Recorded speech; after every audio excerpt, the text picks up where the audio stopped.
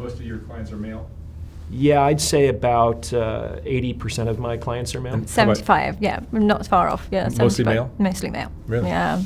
Are men more? It seems to me like you look at all the things that are online. Men seem to be working very, very hard. They have for many centuries. Orion and I talked about this yesterday at lunch, I think, about how men seem to be really focused on trying to understand women and how to get closer to women and get women into their lives. Women don't seem to understand men at all. Well, the thing that I always say to a married man that comes to me on the phone, I say, your woman's cheating on you. And I know that's a blanket statement, but the moment you are more invested in therapy, the moment you're more invested in saving the marriage than the woman is, something's going on that you're not aware of. And I know that sounds like a really big generalization. Do you think it's always an affair, though? Yeah. Always? Because Okay. especially when they come to me.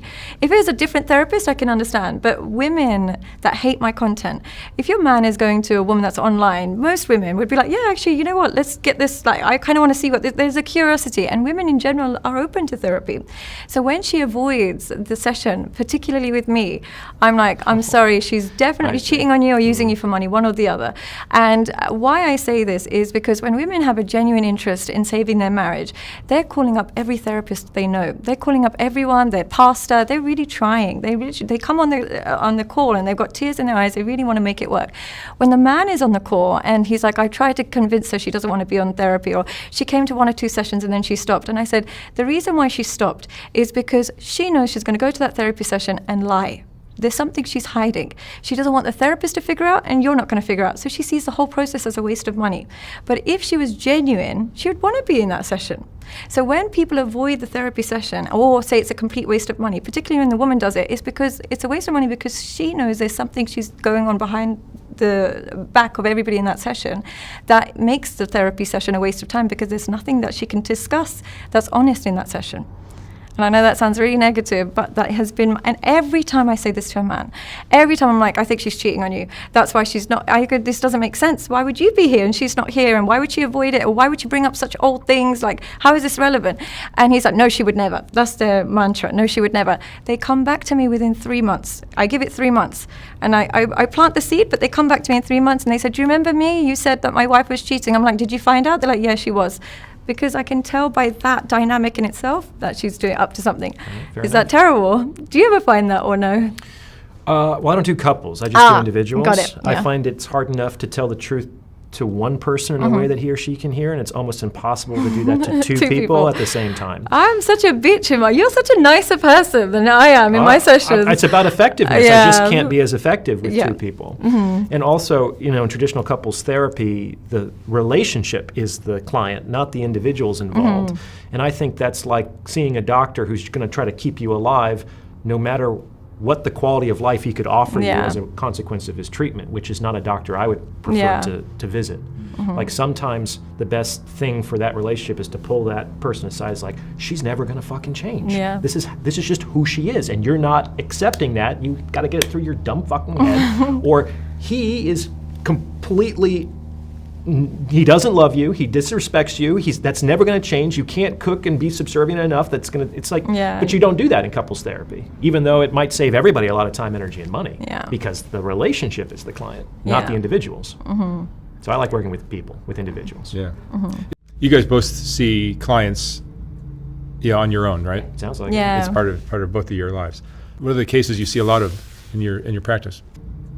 Mine is the growing trend of men paying for sex. That is kind of the growing trend of like the porn addiction, which then escalates into paying for sex. And then, I'll say that again. It starts with a porn addiction, which then turns into erectile dysfunction. That erectile dysfunction makes them feel uncomfortable about having sex with real women that are not paid for their time because they feel like they might be judged or they feel like she won't appreciate it. So through that fear of rejection, they then turn to escorts. And escorts don't judge you when you can't get it up. They don't judge you when you can't ejaculate. They don't judge the size of it. but you are paying for their lack of judgment, but you're also paying for your ability to violate because you're witnessing that too much in porn, and that's what you see as associated with sex. So I found, maybe because of the content I produce, that tends to be the growing trend in the men that I work with. And this is when I say to you, I believe they're lying. They'll come to me and say, oh, I just use escorts because it's quick and easy. And I'm, but now you're madly in love. And then they say, the line that they always say is, I'm paying her to leave. I'm like, yeah, but you're now on a call because you've just got engaged to an escort. So when did you pay her to leave? Yeah, so they are lying to themselves, because the dream of every man that pays for sex is for one day for her to say, this one's on me, you don't have to pay a penny. If you were truly paying for her to leave, that wouldn't feel so good when she makes it free. So you're actually paying for an approval of a woman that you couldn't access in the real world. And the moment they're more honest with themselves about that, the more we can actually work on it and change the system. But this is an area that they just refuse to be honest about. That's a very specific problem, Sadia. Yes, it is. Like, I've worked with some guys on porn addiction and the subsequent ED that can result, but it's usually a guy every month or two has fallen in love with an escort. It's actually a fairly common problem. I made some episodes about that. But I think mostly the guys I talk to are having trouble finding a woman that they want to have a long-term relationship with, or more commonly now, older guys who are having marital difficulties and wanting to see if they could potentially turn things around. I personally struggle to know how to help people who just can't get their foot in the door with women, because sometimes I meet these guys who are actually great. They've got a good job. There's nothing wrong with them on paper. There's actually really good guys. It's just that they just, for some reason, can't get their foot in the door with a lot of women. So I struggle to help those men, if I'm being totally honest. I don't know. What do you usually tell these men? Well, I tell them the part that women always leave out. So there has to be some sort of attraction problem, and I try to get them to understand that it might be a marketing issue. It's like, let's assume that you're actually a fantastic product. You're a great guy, and any woman would be lucky to have you. Probably not true, but we can start with that premise. It's like, but people aren't buying. Why? Is it an awareness issue? Do people not know that your product exists? Like, is it a branding? Are you communicating with your style, with your presence, with your tone, like kind of the lifestyle and the relationship that you're potentially offering? Like, these are behaviors. These are ways of presenting yourself to the world, and it's not a personal thing. We can tweak some of those things as long as you're not identified with them, and we'll keep playing with the knobs until we see some more interest and success from the opposite sex. It's often also... So that's your usual clientele, like the guy that struggles to get... That and older guys who are in difficult and unsatisfying relationships. So. It's actually telling them what they want to hear or believing what they tell you. If you work with a lot of women and believe them, automatically you're going to think this is the reason. But the key is, and I say this with men and women, my therapy as a therapist, you should treat every client that comes to you as a liar. They're lying. They're lying the whole thing. And your job as a good therapist is to spot that lie, because they're lying to themselves. That's how they got here. And if you as a therapist, somebody comes in and says, my ex is a narcissist, I'll say, well, you chose them. Let's talk about you. Let's see what you're doing wrong. Or they'll say to me, oh, I just don't have a sex drive for my wife. I don't desire her. I'm like, but tell me what's going on behind the scenes. Are you watching too much porn? Are you cheating on her? I don't believe what you're telling me right now. The key is to understand people lie to themselves. So when they go to therapy, when they go to personal training, when they go to doctors, they'll lie to you. And as a good therapist, you should be able to spot that. The coaches and the people that go wrong are the ones that believe the feedback that they're getting from their clients and using that to coach, when really we need to dig a bit deeper and realize that sometimes what they're saying and what they're doing are not aligned. Yeah, I take everything that someone tells me with a grain of salt. Yeah. I don't maybe come out and say everything they're saying is a lie. I'm expecting that. I'm just sort of like, maybe it is, maybe it isn't. We'll see. Because I found that if you come right out of the gate and say, I don't believe you, you're full of shit, you get a lot of resistance, they get offended. And, they don't come back so. as much. But I certainly just I hold it not as the pure unvarnished truth, and look for ways to kind of get in to show themselves to themselves in a more productive manner. Is loyalty different for men than for women? What would you say? Well, what do you mean by loyalty? I think so. Do you mean sexual exclusivity, or do you mean emotional fidelity? All of that. I would say, look, I think that loyalty for men can be a grey area. They can believe that they're super loyal to you and step out or something like that, or watch pornography or that. They still believe that they're loyal to you because they love you more than anyone else, and they believe that, and they want to spend the rest of their life with you. I've heard many men say that. Yeah. I love my wife and I fuck my mistress. Yeah, and they don't have any intention to leave their wife. And if you speak to any mistress, she will confirm this. She'll say to me, I was with him for 3-4 years. I begged him to leave his wife. He won't leave his wife. Then when I told his wife he's hysterical, he's trying to save his marriage, I can't believe it. I thought he loved me. Men are incredibly loyal to the marriage itself, even if their behavior is not. Emotionally, whatever it is, they want to make it work. And it might be because of the family, it might be kids, whatever it is, but they want to stick at it. Whereas for women, the moment she shows interest in another man, her love for you just goes. It just literally goes. The moment she's disloyal, she will continue to be disloyal. It's a one-way street for women. And one of the things I always say that gets me in a lot of trouble is if a woman's cheated on you and you accept it, you are just her free accommodation until she finds someone she wants to live with. Because there is no way we can genuinely, two things, we can't genuinely love you and be attracted to you and sleep with other men if she's healthy. And secondly, what's worse than that, even if, let's say, she can cheat on you and still love you, she cannot respect you when you forgive her. And the respect is more important. There's nothing that usually pushes a man further away than when a woman is unfaithful biologically. So when you show that you accept that behavior, she can't respect you, because we like alpha, and alpha men would say, you had your chance, I wish you the absolute best, off you go. But men don't do that. That's borne out by the research. Like, there doesn't seem to be any statistically significant difference in relationship satisfaction in men between men who cheat and men who don't. Yeah, isn't that there's crazy? an enormous relationship satisfaction differential between women who cheat and women who don't. So men cheat because they can on some level, because there's an attractive enough sexual opportunity that they want to take advantage of, maybe for novelty, maybe just because it's sex, who knows. Women cheat because they're emotionally dissatisfied. And the dissatisfaction precedes the attraction, the looking outward, and the acting on that. I do think that there is differences. I think that men care a lot more about sexual fidelity, and women seem to care more about emotional fidelity. I feel like maybe it's the clients that I work with, but men just fool themselves. They will just say to themselves, I don't think she actually slept with him, or I know she was talking to him, but I don't think anything happened, or I know she went to the hotel with him, but I don't think anything happened. They find a way to lie to themselves long enough to believe she was sexually faithful to them. They will have a woman that hasn't touched them in 2 years, figured out that she was talking to an ex, and say, I don't think anything happened. It's that level of delusion that makes them so unattractive and makes them so unappealing to a woman that they can't get loyalty out of her again. But I do always say, men, there's two types of men. There are some men that are so loyal to their wife. Yeah? It doesn't matter, ups and downs, like whether she gains weight, loses weight, treats him well, treats him badly, they're loyal to their wife. There's other men that are just loyal to the woman they fell in love with. If she stays the same, if she gives him the same sexual pleasure, say looks the same, she acts the same, he'll be loyal to her. The moment she deviates, he's disloyal. Other men are just loyal regardless, because they are just loyal to the woman. So you have to decide or realize which one your man is. Well, I think in general it's a good idea for both men and women to continue to be and do the things that was attractive enough to the other person to initiate the relationship to begin with. I agree. You sabotage the foundation of the relationship by deviating from those things too significantly. I think that's good for both men and women. But in your experience with women, can they maintain the level of sexual intimacy that they began the relationship with, or do they tend to drop? Is that universal? Because sometimes I'll meet men that leave their wives because there was no intimacy. Meet a younger, hotter girl, and after a year or two, there's no intimacy again. So I'm just almost like, is this just something that they have to accept, that the intimacy decreases at any stage with a woman? Well, I do think that we very rarely see frequency of sex go up as a function of time. So I do think that there's probably a natural decline. The question is, like, how steep of a drop off over what timeline? And I do think that it's happening way too fast. Yeah, I do think Like, it shouldn't fade away after 2 or 3 or 5 years. And I think there are reasons for that. I don't think it's committing. I don't think it's even marriage. I don't think it's children. I think it's cohabitation more than anything else. Just living together? Yes.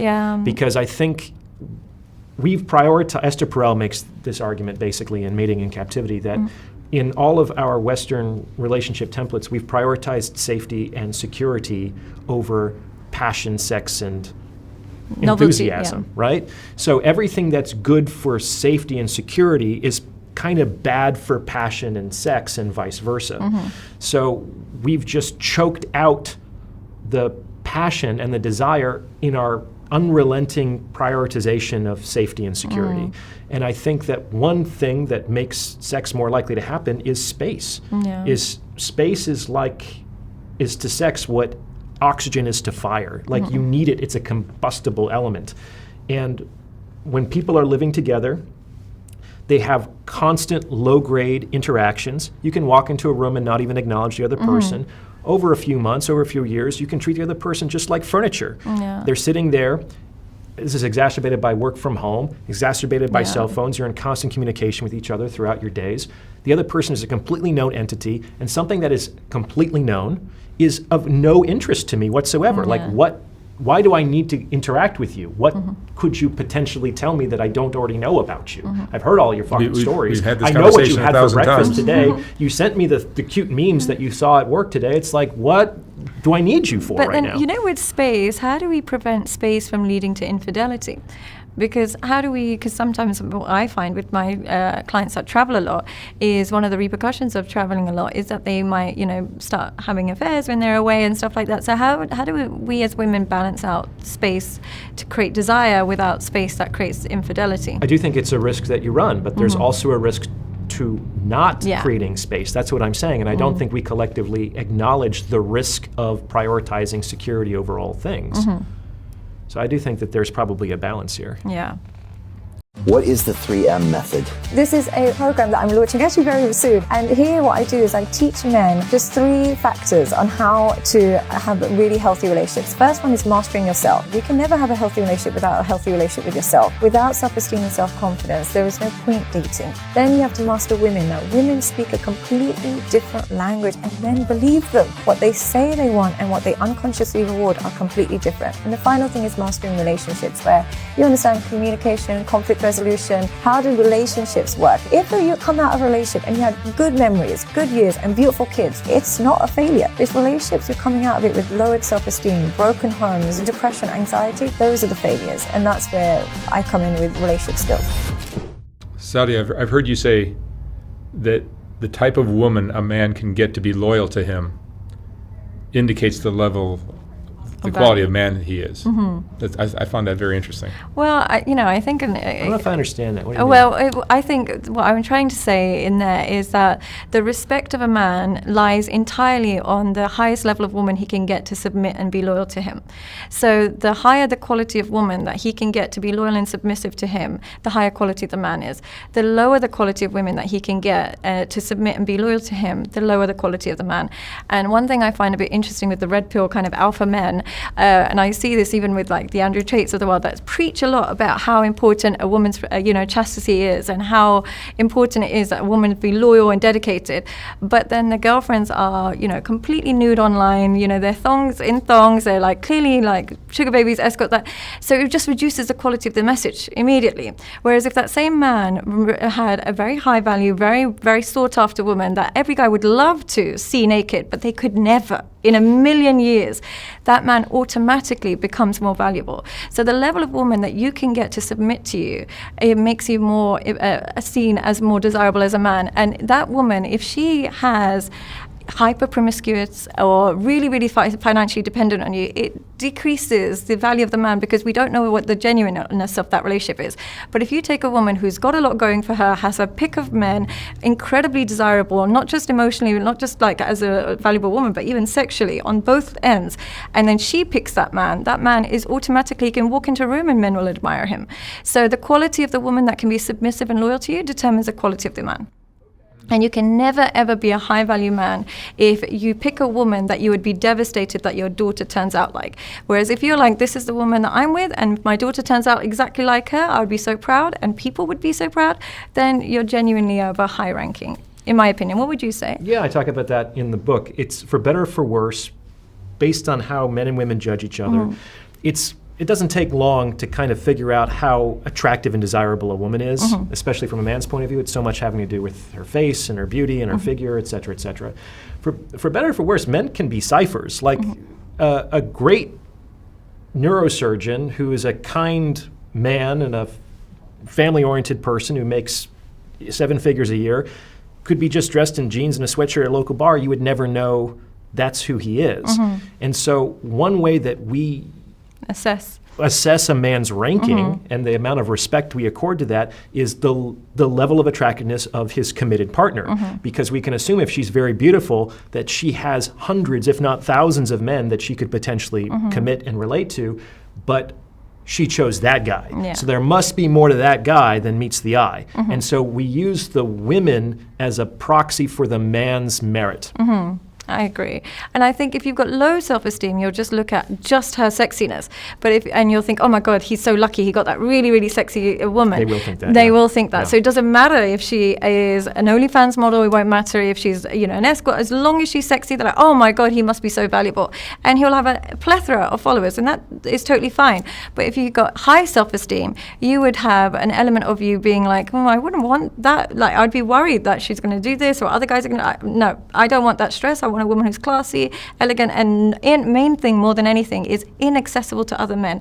And one of the problems that I think is happening in younger men and men in general is they're prioritizing lust over loyalty when it comes to what makes a high value woman. Who they lust after is more important than who will be loyal to them. But if you want a successful relationship, it's far more important to pick a woman who's loyal to you, because you will not succeed in life with disloyal women, ever.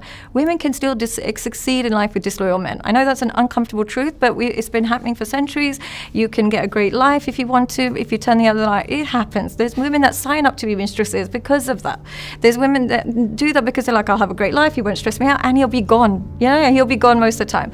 You cannot have a successful life with a disloyal woman. You just can't, because women lose empathy for men that they're not madly in love with. So when it comes to courts, when it comes to children, when it comes to taking alimony, she dehumanizes you the moment she doesn't love you anymore. And so you cannot run that risk. Whereas men, even if they don't love you, they can still say, oh, she's a girl, she's crying, oh, I feel bad, okay, fine, take my money. Women are like, I don't love you anymore. I don't care if you're sleeping in your car. I'm taking that house. You don't win in life. Do the French have something figured out that the rest of us just don't? In that I've heard so many stories of French relationships, marriages, that the husband or probably both partners are allowed to have a little young girl. I've said that before. I did get DM'd by a French man once me. who was offended that I was perpetuating that offensive stereotype about the French. Can you fill me in on this? I don't know this stereotype. The French all have mistresses, basically. And the women? Sometimes they do, yeah. Okay. It's just more of a relaxed attitude towards, it's more of a social monogamy. It's not like it doesn't ever become the main relationship. It just is this little side thing that happens. Well, look, I come from. I think. I come from a Muslim culture. But there's men that have two wives, so I do. Just two? Yeah, up to 4, but two wives those usually. Are rookie numbers. But what I would say is that women, they are not actually sexually jealous. They just don't like being caught off guard. They don't like the shock. There's women they don't want to be embarrassed. They don't want to be embarrassed. There's women that are mistresses that know every night that your wife might even be pregnant in the time that she's with you. They know that you sleep with your wife, but they don't mind because there's an element of control. She knows what's going on. It's the moment they don't know that they get possessive and they get really, really heartbroken. So sometimes the knowledge reduces the heartbreak and the pain. So in cultures like France, or maybe where there's second or third wives, there's a lack of reaction to the affair because knowledge is powerful for them. Yeah, I think that it's different in other cultures. I think that the argument I make in my book is that in many cases, monogamy in the West is sort of a transfigured monotheism, a kind of a Christianity.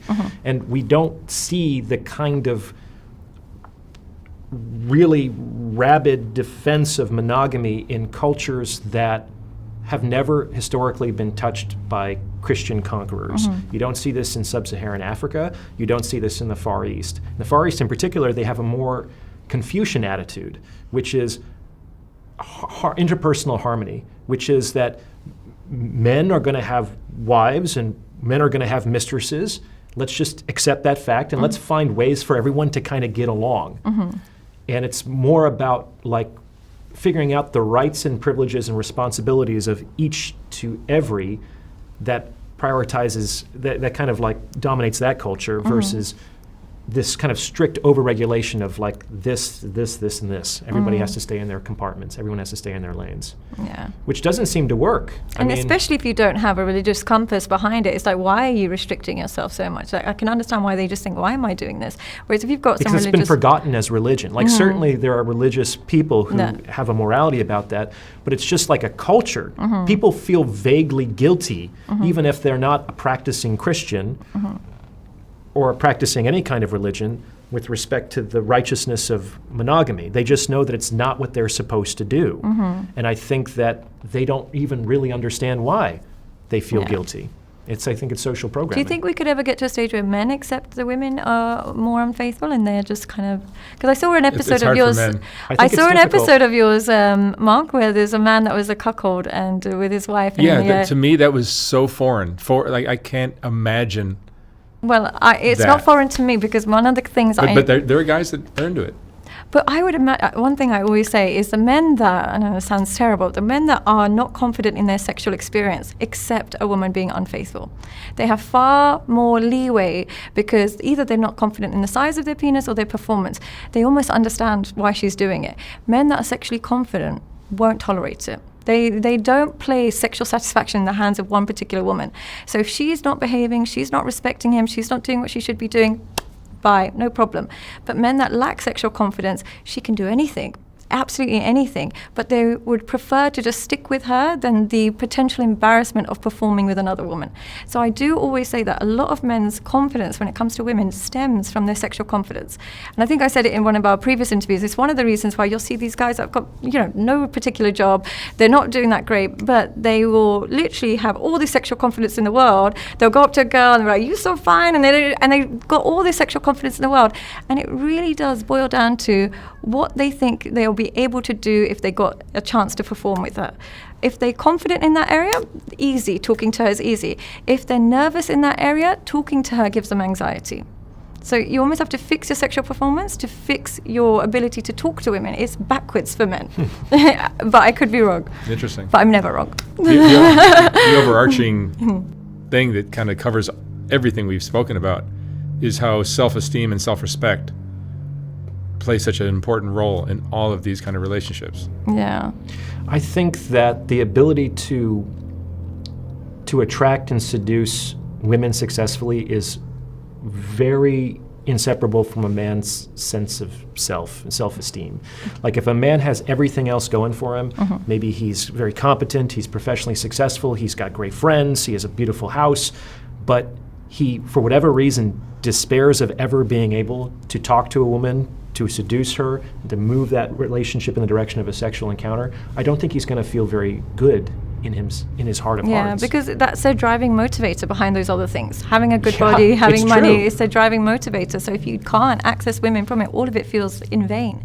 Whereas if it leads to women, it all feels like it's worth it. That's right. It's all sublimated sexual desire. It's like, why do men work so hard in so many other ways? Yeah. It's a means of attracting women. Though that is what I call an attraction proxies. There's so many guys, I think you've spoken about this, Sadia, who just think, well, I'm going to work really hard in making $1 million, and then once I have $1 million, I just have to show a woman my bank account and she's going to fall head over heels in love with me. And this is a very rudimentary understanding of female psychology. I would say more than your money, more than anything else, work on your sexual performance. It will change everything.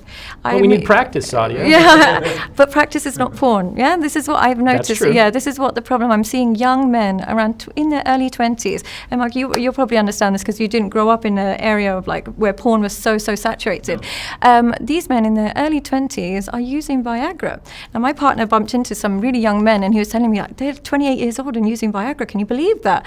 And I said, that doesn't make any sense. And he's like, there must be something in the water. And I was like, no, there must be something in what they're watching. They're watching too much too early. They can no longer perform. So they then start using Viagra, become dependent on Viagra. And as a result, they simply don't have confidence when it comes to women, but they do have confidence when it comes to paying for sex because they still want that experience. So it's what they've done to their body, unfortunately, by saturating and hijacking their brain with pornography that is really worrying for young men. I can't believe young men take Viagra. I thought a 22-year-old, when I was a teacher, this is about 10 years ago, I used to teach in high schools, and this is about only 10 years ago, and they would get nervous when a female teacher walks past them because they're scared that something might go up or whatever, and they'd be nervous all the time, and they'd be like this all the time. In this day and age, I meet 19-year-old boys that will say, I don't know what the problem is, but I can't seem to, my girlfriend says that nothing comes up or anything like that. It's oversaturation. I think it could be from porn. I've certainly seen some men like that. That's an extreme thing. They're watching porn like 8 hours a day sometimes, day after day after day after day. I think there are other possible explanations for why even young men might have performance anxiety with women. I think that there is a lot of pressure on guys that it's like, I have to make this woman come 20 times. She needs to squirt. But she needs to have where the are they getting that pressure from outside of porn? We are not saying that. I felt that pressure when I was a young man, and I didn't grow up with porn. Did girls say it to you, or where did you get this pressure from? You didn't get it from I don't women. think a girl has ever said that. No, girls Would never never talk say to me in that way. So You heard it from other guys. And Bragging about things that didn't happen. Potentially. Yeah. But also this idea of like, I actually think it's potentially from a good place. It's like, I want to be the best lover that this woman has. Mm-hmm. And so I am going to be Herculean in my efforts in the bedroom. That's your insecurity, though. But that's Sure, and it's yeah. counterintuitive, because what ends up happening is that pressure that you apply on yourself will make it difficult for you to perform, and you automatically become the least attractive man to her in that area. And it's difficult for you to get aroused because you have all this pressure on yourself to be the best that she's ever had. Yeah. Sometimes I actually counsel these men to be more selfish. Like, who cares whether she enjoys herself or Yeah. not? Like, focus on her. Like, smell her hair and feel her body. It's like, get out of yourself. Like, don't worry about how you're doing. How women will define good intimacy is just entirely how you make her feel. The more you make her feel beautiful, amazing, gorgeous, like she's the best ever, she'll say you're the best. But the moment you don't do that and you get robotic, or you get anxious, or you can't perform, she'll feel ugly. So the key is just how you make her feel rather than what you're actually doing. So just make her feel like she's a superstar. That's very different, because I think a lot of guys are just, I have to make her come. You just have to make her feel like she's Beyonce. There you go. How do you make a woman feel like she's Beyonce? You react to her beauty. I in my relationships that I've always had great luck in, my number one job is to make my partner, and I do this with my kids, I do it with my friends, I do it with romantic You do it with me. I do it with you. Yeah, I you're do it so with kind you. to me. I make sure Yeah. your self-esteem is increasing every time you see me. Every time I come on here, before I come on, Mark will make sure that he lets me know how great I am. Yeah, or and I anything kind of like do it with pretty much everybody I interview. And I get criticized for it because I'm hitting on every woman that comes through here that sits in that stool. But what I'm actually doing is trying to make them feel good about themselves, so they're not, some people have anxiety about being on camera, so like, I don't want to be, I'm ugly or whatever. And I'm like, no, you look beautiful. Your hair looks great. I love your dress. Yeah. Which I do. I mean, you look fantastic. But then Sadia. automatically, what does it do? It helps her leave feeling great. Yeah. Nothing's actually happened. You didn't do anything. No, I'm not sleeping with anybody. You Yeah, can no. leave a woman better than you found her. And I think that I've taught men is an important thing to keep in mind to get over approach anxiety in particular. It's like, if you approach with the attitude, it's like, I'm just going to make a connection with another human being, and regardless of whether she gives me her number, regardless of whether she has a boyfriend, regardless if this leads to anything, it's like, I can have a moment of connection and leave her better than I found her. That's it. And if I approach that attitude, what do I have to fear from a woman? You got to take away the narcissism that you might have, that you have to be the best and you have to impress her, and replace it with, I have to make her feel. And this is really the true core of charisma. It's not you being the most exciting person in the room. It's about you having the ability to make others feel really good about themselves. And that, if you carry that into your sexual performance, you will put less pressure on yourself, and you'll by design be better. I think with it can the work intimacy. both ways. Like, you can be the most interesting person in the room and get laid. But you can also, if you can't be the most interesting person in the room, you can make other people feel like they're the most interesting people in the room. Yeah. You get a hell of a lot more phone numbers being nice to people. Yeah, you get, and just genuinely taking an interest in that other person. It's not as difficult as men like to think it is. And I think they've overcomplicated it by over-consuming content, teaching them about it, when they're forgetting to read her own body and her own signals. And what you really need to realize is the moment you give her reactions to her beauty, you make her feel like she's beautiful, she gets more comfortable anyway. She will come alive anyway. So Maybe. I might have to disagree with you on I don't know that. what it's like to sleep with a woman, by the way. So I don't know what it's like, but you must be able to teach me. I think that leading with physical compliments, especially with a beautiful woman, doesn't get you very far in pickup. But I think not with depends- it pickup, depends who it's but coming from. with intimacy, not with pickup. So you've actually. already successfully seduced this woman, and you're in a in bed. relationship with her? Is that what you mean? Yeah, sorry, sure, in that bed. things change. Outside of the bedroom, she gets compliments all day, every day. In that vulnerable position, she actually doesn't know where she stands. She actually doesn't know. So you're almost starting from scratch. And the more you can, make her feel comfortable, the better it'll be. You don't need to over worry. You should definitely try to treat your partner better over time, for sure. But over complimenting a beautiful woman is useless. Yeah, that it doesn't doesn't work at all. If actually, it makes you very boring as a man. Over complimenting. No, there's a time and a place for every Yeah. comment. Yes. What is the 3M method? This is a program that I'm launching actually very soon. And here what I do is I teach men just 3 factors on how to have really healthy relationships. First one is mastering yourself. You can never have a healthy relationship without a healthy relationship with yourself. Without self-esteem and self-confidence, there is no point dating. Then you have to master women. Now, women speak a completely different language and men believe them. What they say they want and what they unconsciously reward are completely different. And the final thing is mastering relationships, where you understand communication, conflict resolution, how do relationships work. If you come out of a relationship and you had good memories, good years and beautiful kids, it's not a failure. It's relationships you're coming out of it with lowered self-esteem, broken homes, depression, anxiety, those are the failures. And that's where I come in with relationship skills.